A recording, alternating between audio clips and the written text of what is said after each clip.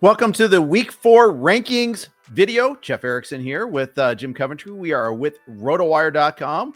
I do my own rankings called the Value Meter. They go up on the site. Jim Coventry does his weekly rankings, and we talk about some interesting, tricky, fun / all the above type of rankings for the week. Jim, it is Week 4. Some interesting things coming up. This big game between 2-3-0 teams, the Philadelphia Eagles and the Tampa Bay Buccaneers.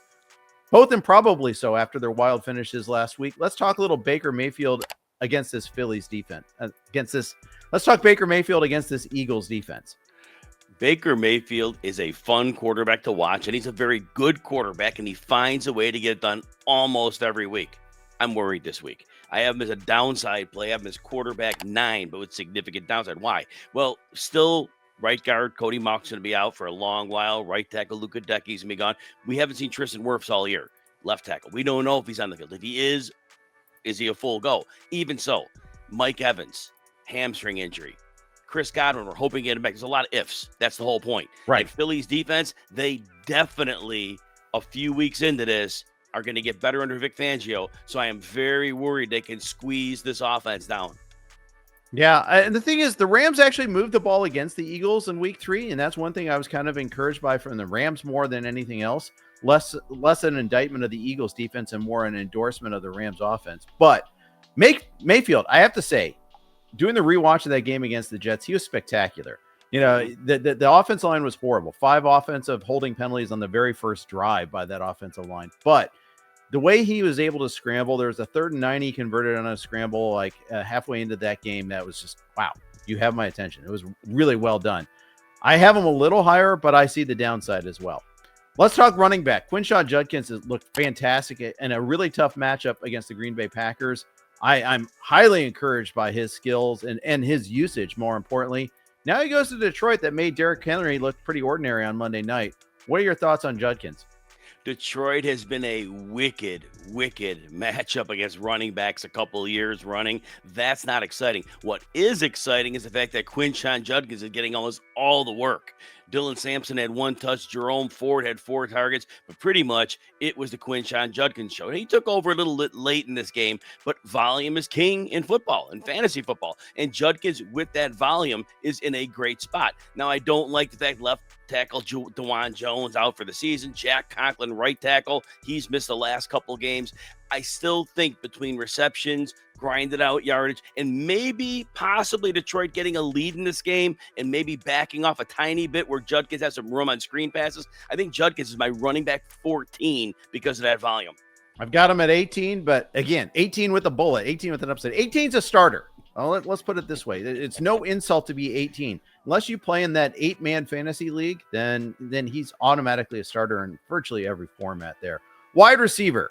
Got a couple of guys in mind here. Let's start off with the Ireland game, a stadium I've actually been to in Dublin. DK Metcalf against the Minnesota Vikings. Vikings were just a nightmare for the Bengals last week. T. Higgins in particular had a horrible game. I think this is more a Bengals offensive line issue and a Jake Browning issue than it necessarily was a Higgins issue or even a Vikings DB issue. What do you have to say about DK Metcalf this week in this matchup? Going into the season, I love Metcalf, and week 1 was great, 82 yards. The last 2 weeks, he did score, but he hasn't hit 35 yards, and the biggest problem is Aaron Rodgers. He does not want to get hit. He's getting the ball out too short, getting it out too fast. And remember this, last year about this time, an overseas game, Minnesota played the Jets and Aaron Rodgers could not breathe in that game. And don't think that Brian Flores doesn't remember that and remember exactly what to do. So I have Metcalf as my wide receiver 29, but the downside may go beneath that because if he doesn't get a touchdown, I don't know if he could match that 30 yards he had the last 2 weeks. Let's talk about our wide receiver on his, that was formerly on the Steelers, now on the Cowboys. Having a big opportunity. CeeDee Lamb is out. George Pickens now steps up as their number 1 receiver. Does he get number 1 receiver volume, though, in terms of targets against the Green Bay Packers on Sunday night? The Dallas defense is so bad that they are going to probably trail in this game and they're going to have to throw. And in theory, that sounds like a great thing. Now, if Dallas becomes one-dimensional, that Packers pass rush is going to attack. Dallas is not only down their center, but they're down their right guard as well. That interior line was a point of strength of his team. Now it's a weakness, and Pickens will get some volume here. Yes, it's not going to be the intermediate and downfield stuff that he thrives on because Prescott's not going to have time. But I think there's quite a bit of short and like 8-9 yard passes. I think he could pile up some catches. I don't see the yards. I have him as wide receiver 34, but again, I don't see much downside here. Or upside, I'm sorry. All right. I actually traded him away in a deal where I lost Burrow and got Caleb Williams in a trade. So Pickens was more of a depth piece for me. I don't think I see wide receiver 1 numbers either. Tight end. We talked about the other side, the Cleveland to Detroit matchup with Quinshon Judkins. Let's talk about the Lions side of things offensively. On Monday night, they ran for over 200 yards. So unless you were Amon-Ra St. Brown, you didn't get a whole lot of target volume. What do you think about Sam LaPorta this week with facing a Cleveland team that's much better at stopping the run? Sam LaPorta did do great in the opener against Green Bay, 79 yards, but in the last 2 games, 26 yards against the Bears, 33 against the Ravens. Not really a focal point right now. Like you said, the run game, St. Brown, a little Jameson Williams, and they're playing an incredible Cleveland defense. And Jared Goff, quarterback, doesn't like to be moved off his spot. He's going to be moved off his spot a lot.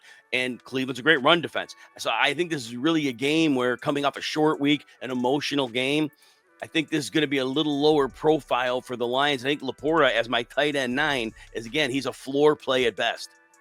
There you have it. Jim Coventry, Jeff Erickson here. Check out RotoWire's tools to help you win your league.